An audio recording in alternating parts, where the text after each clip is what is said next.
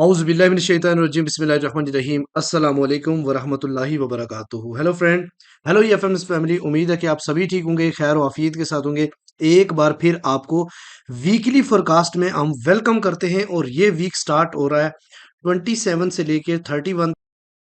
और इस वीक में हम फोरकास्ट करने वाले कि गोल्ड अपने नौयत के लिहाज से कैसा रहेगा। आज हम डिस्कस करने वाले हैं डीएक्सवाई का डेली H4 चार्ट, वीकली के ऊपर भी डिस्कशन करेंगे। इसके अलावा चूंकि मैं ट्रिप के ऊपर हूं, कल मेरी वापसी की फ्लाइट है, तो मैं कोशिश करूंगा कि इस वीडियो को शार्ट करूं ताकि आप लोगों को अंडरस्टैंडिंग वाली बातें बताऊं, आपका टाइम भी बच पाए और आप इसको आने वाले वीक में पॉजिटिवली कंज्यूम कर सके। मैं हूं इरफाक अहमद साकी और आप देख रहे हैं EFMS ट्रेड। मिलते हैं इस ब्रेक के बाद।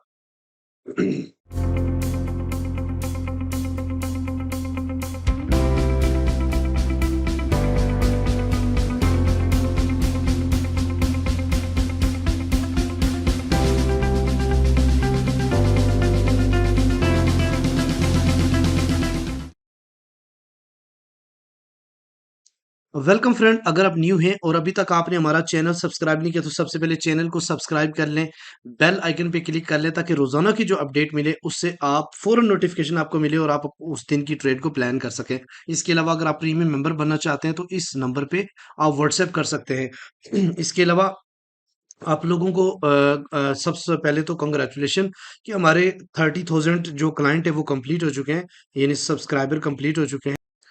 तो इसके लिए सबसे पहले तो आप सभी दोस्तों को बहुत बहुत मुबारक हो और कंग्रेचुलेशंस ऑल ऑफ यू। और ये आप लोगों की सपोर्ट है, ये आप लोगों का प्यार है। नेक्स्ट टारगेट हमारा 50,000 है और फिर इस साल का जो टारगेट है वो 100,000 है, यानी 1 लाख सब्सक्राइबर हमने कंप्लीट करना है। ये तभी होगा जब आप एक एक बार अपने दोस्तों को ये वीडियो शेयर करोगे। तो चलें जी, सबसे पहले हम पॉइंट के ऊपर चलते हैं। इवेंट देखते हैं कि आने वाले टाइम में कौन-कौन से इम्पोर्टेंट इवेंट है, लेकिन उससे पहले उमर बलोच साहब की एक छोटी-सी जियोपॉलिटिकल और कुछ प्रीवियस डाटा के हवाले से एक रिपोर्ट है, वो मैं शामिल करता हूँ। जी इरफाक भाई, बहुत शुक्रिया आपका। सबसे पहले हम लास्ट वीक के जो फंडामेंटल न्यूज़ हमें देखने को मिली और जो डाटा हमें रिसीव हुआ और उसका गोल्ड और डॉलर पर क्या इम्पैक्ट हुआ, ये हम देख लेते हैं। लास्ट कुछ वीक से डॉलर इंडेक्स बहुत ज़्यादा प्रेशर में था और गोल्ड ने अपने ऑल टाइम हाई को ब्रेक करते हुए एक न्यू हाई 2452 का बनाया।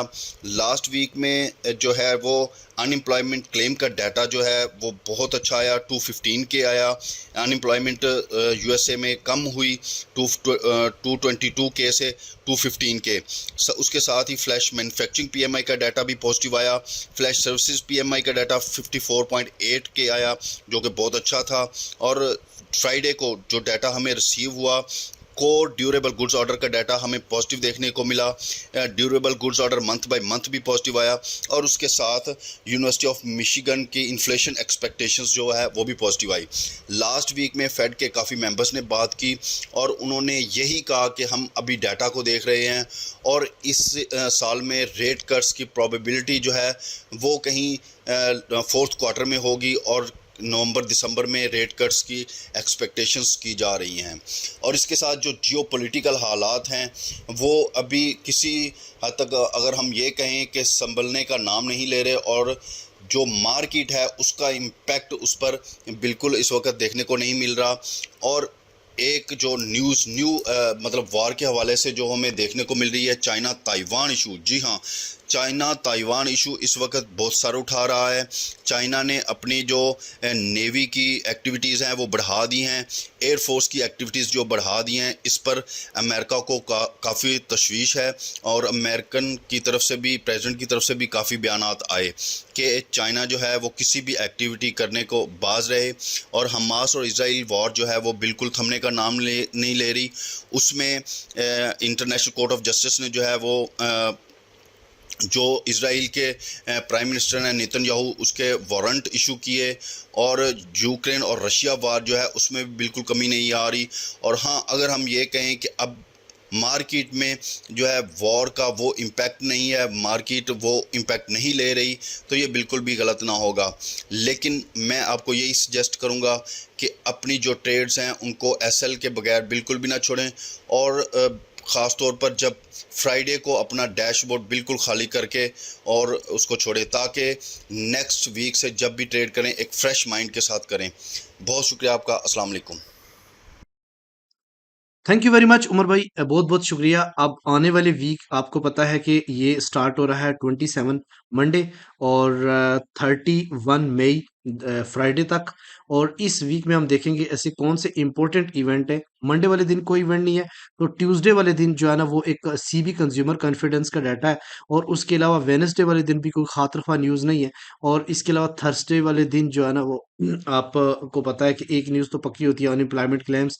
इसके अलावा जीडीपी का क्वार्टरली डाटा आएगा। एक मैं आपको बताऊं, जीडी का क्वार्टरली डाटा पिछले 5 जो डाटा है इसमें से एक नेगेटिव एक पॉजिटिव, एक नेगेटिव एक पॉजिटिव, और लास्ट वाला नेगेटिव था आने वाला। हो सकता है कि पॉजिटिव आए, चांसेस हैं। और गोल्ड मार्केट को एक बार फिर जो है ना वो डाउन साइड की तरफ रुख करवाएं, ठीक है। इसके अलावा 6 बजे जो है ना वो पेंडिंग होम सेल का इम्पैक्ट डाटा है। और प्री फ्राइडे वाले दिन कोई बड़ा डाटा नहीं, सिर्फ हाँ एक डाटा है, कोर पैक प्राइस इंडेक्स का डाटा आएगा। उसके अलावा पीएमआई एक स्मॉल लो इम्पैक्ट न्यूज़ है। तो आने वाला वीक भी सिर्फ वेनेसडे वाले दिन को छोड़ के, सॉरी थर्सडे वाले दिन को छोड़ के कोई खातर हुआ न्यूज़ नहीं है कि मैं ये कहूँ कि कोई बड़ा कोई फंडामेंटल्स है जो कि मार्केट के ऊपर एक बड़ा इफेक्ट डाल सकता है। अच्छा, डीएक्सवाई की सबसे पहले हम जायजा लेते हैं। तो आपके सामने डीएक्सवाई का ये H4 चार्ट है। अगर आप इसको गौर से देखें तो आपने ये देखा कि मार्केट यहाँ से अप हुई और यहाँ पे रेंज होने लगी और इस जगह से रिजेक्ट हो गए टॉप से, यानी 106.5 से रिजेक्ट हुई मार्केट और एक लो लगाया। और यहाँ पे काफी ज्यादा मार्केट ने डराया था और इतना लो होने के बाद गोल्ड ने ऑल टाइम हाई भी लगा दिया। यहाँ से मार्केट आप गई, फिर उसके बाद मार्केट डाउन आई। इस जगह पे फिर गोल्ड ने एक और बार हाई जो ऑल टाइम हाई लगाया, फिर मार्केट इस जगह पे एक रेंज बाउंड करने लगी। अब देखना यह है कि ये अगर डाउन साइड की तरफ ब्रेकआउट होता है, रीटेस्ट करने के बाद जाता है, तो इस सपोर्ट को टेस्ट कर सकता है, ठीक है।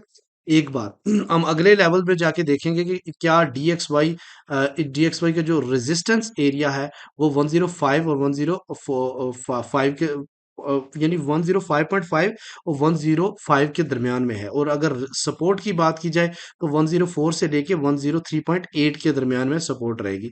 तो ये H4 लेवल की सपोर्ट और रेजिस्टेंस मैंने आपको बता दी, इसको आपने पॉइंट आउट कर लेना है। और यहाँ से मार्केट की रिजेक्शन और जो है ना वो ब्रेकआउट का ख्याल रखना है। अच्छा, डे वन की अगर आप देखें तो यहाँ पे मार्केट रेंज बाउंड हो रही थी, एक बेरिश इंगल्फिंग आती है और मार्केट को क्रैश करवाती है। इस ये जो ट्रेंड लाइन है, मार्केट इसको रिस्पेक्ट देके एक बार फिर अपसाइड की तरफ जाना शुरू हो जाती है। लेकिन एक बात बड़ी वाजे है कि मैंने ये लास्ट एक पॉइंट नोट किया था 106.9। ये इस लास्ट जो ब्रेकआउट है इस ये रेंज बाउंड का, उसका 61% लेवल बनता है। और 61% मार्केट टेस्ट करने के बाद थोड़ी सी अपसाइड की तरफ गई है मार्केट, लेकिन इस लेवल से मार्केट रिजेक्ट हो गई है और डाउन साइड की तरफ 104.7 पे जाके क्लोज हुई है। अब आने वाले टाइम में मार्केट हो सकता है थोड़ा सा डिप ले, फिर अपसाइड की तरफ जाने की कोशिश करे। लेकिन अगर इस लेवल को, इस 104.3 को ब्रेक कर गई तो फिर मार्केट इस लेवल के ऊपर आ सकती है। और ये लेवल जो है ना 104.3 का है, ठीक है। अच्छा, ये चीज़। दूसरी अगर हम वीकली बात करें तो वीकली में एक बड़ी ज़बरदस्त किस्म की चीज़ है जो मैंने लास्ट वीक भी आपको बताई थी। मार्केट चूँकि सेम उसी पैटर्न के ऊपर काम कर रही है, तो एक वाज़े हेड एंड शोल्डर बना हुआ है टॉप के ऊपर। और ये आपको भी पता है जब भी बनता है तो मार्केट एक अच्छा खासा डिप लेती है। यहाँ पे अगर देखें तो लेफ्ट शोल्डर बना हुआ है, ये राइट शोल्डर बना हुआ है और यहाँ पे हेड है। निक मार्केट के यहाँ पे टेस्ट करने के बाद मार्केट अपसाइड की तरफ गई। और यहाँ पे अगर आप देखें तो ये जो कैंडल है वीकली, इस वीकली कैंडल ने काफ़ी ये पिछली चूंकि बेरिश इनगल्फिंग बनी हुई थी तो काफी जोर लगा अपसाइड की तरफ जाने, लेकिन 105 के आसपास से मार्केट रिजेक्ट हो गई। अगली अगर मार्केट दोबारा डाउन साइड की तरफ आती है तो इस ज़हन में रखिएगा कि 104 का लेवल बहुत इंपॉर्टेंट है। अगर इसको ब्रेक नीचे करता है तो देन ब्रेकआउट होगा। अगला वीक बहुत ज्यादा इंपॉर्टेंट है डीएक्सवाई के लिए। अगर इसकी क्लोजिंग भी नेगेटिव में और कैंडल्स में होती है, और या फिर इस ये जो लेवल्स है 105 से ऊपर, 105.5 से ऊपर अगर वीकली अगली क्लोजिंग देती है तो देन एक बड़ा सेल गोल्ड के अंदर आपको दिखने को मिल सकता है, ठीक है। उससे पहले पहले हम कुछ कह नहीं सकते कि गोल्ड के अंदर सेलर भी ट्रैप हैं अभी। चले गोल्ड के ऊपर थोड़ी सी डिस्कशन कर लेते हैं। तो मैं आपको सबसे पहले स्टार्ट करता हूँ H4 से। H4 चूंकि मैं टाइम थोड़ा सा बचा रहा हूँ और थोड़ा सा मसरूफ भी हूँ, कल मेरी फ्लाइट भी है और आप सभी लोगों ने दुआ भी करनी है मेरे लिए एक सेफ फ्लाइट की। तो इंशाल्लाह ताला फिर इसके बाद बड़ी अच्छी अच्छी न्यूज़ है जो कि आपके साथ मैंने शेयर करनी है। मलेशिया मैंने काफ़ी अच्छी चीज़ें जो है ना वो अपने साथ कलेक्ट करके लेके जा रहा हूँ। तो यहाँ पे एक चीज़ है मार्केट ब्रेकआउट करती है 2413 के बाद और एक बड़ा क्रैश देखने को मिलता है, लेकिन जो आपके सामने मैंने एक ट्रेंड लाइन ड्रा की है, इसके ऊपर मार्केट ने क्लोजिंग नहीं दी, जो बहुत ज्यादा इंपॉर्टेंट चीज है। तो यहाँ पे देखिए तो 2336 से नीचे ही मार्केट क्लोज हुई है, तो ये भी एक इम्पोर्टेंट चीज था। अगर इससे ऊपर क्लोज होती तो इसके ऊपर थोड़ा सा एनालिसिस की नोयत चेंज होती।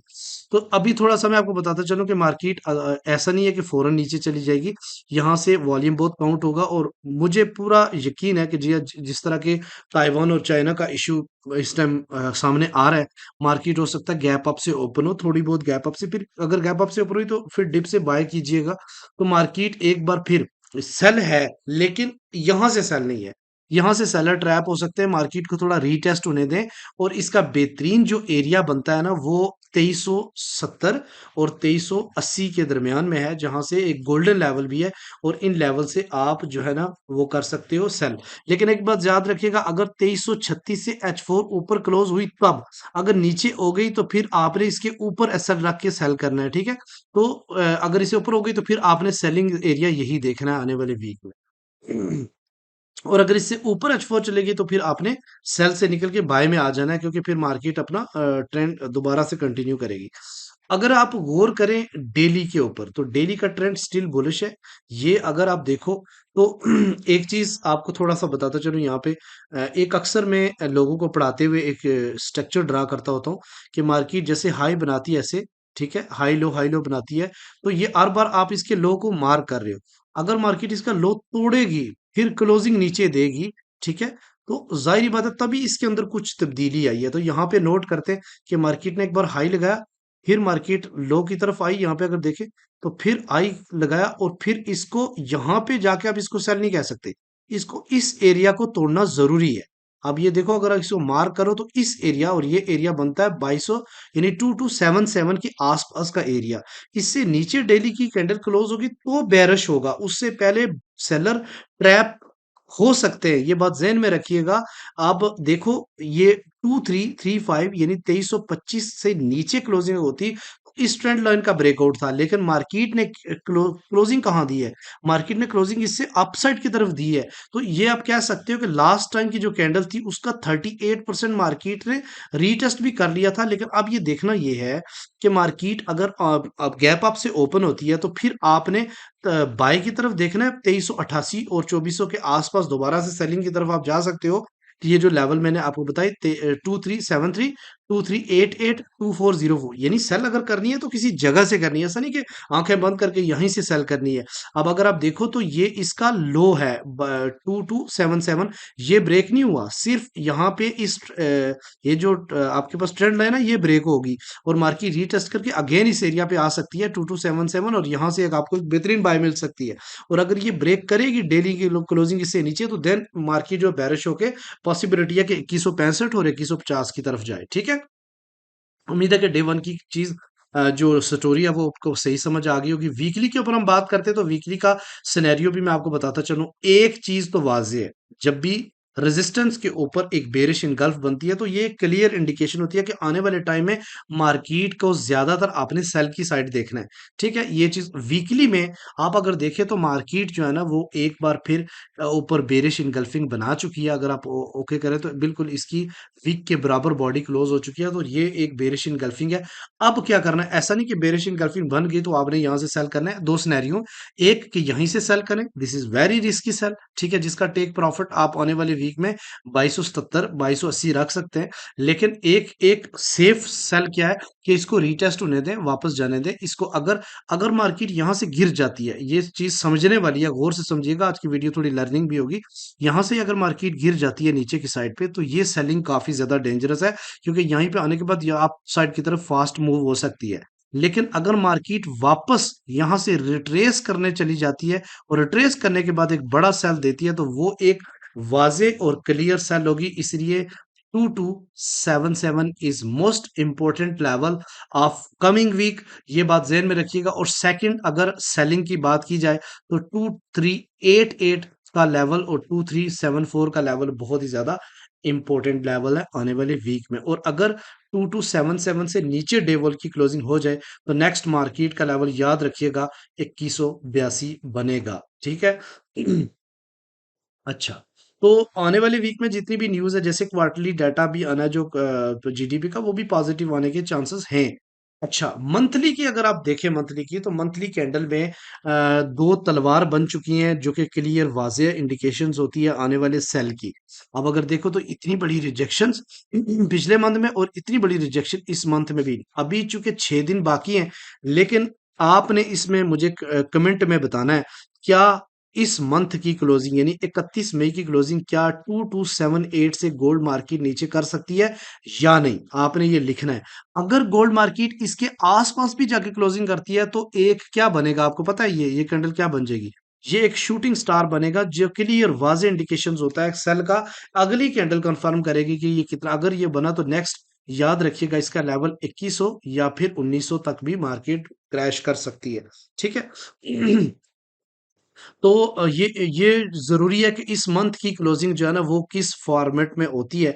एक बात ज़हन में रखिए, जैसे मैंने अक्सर आपको बताता हूँ कि इस वक्त ट्रेंड क्या है, क्योंकि ट्रेंड इज़ फ्रेंड।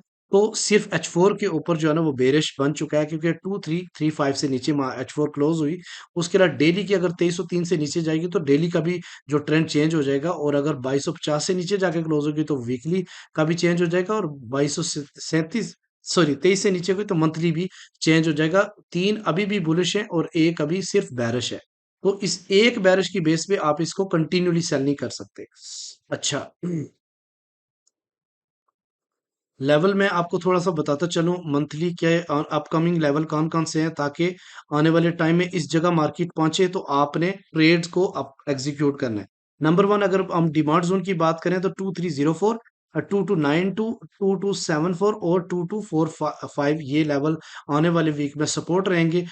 2388, 2314 और 2331 और फाइनली ऑल टाइम हाई, ये सारे रेजिस्टेंस एरिया रहेंगे, ठीक है। तो इसको भी आप नोट कर लें, आने वाले वीक में ये आपके लिए फायदेमंद साबित होंगे।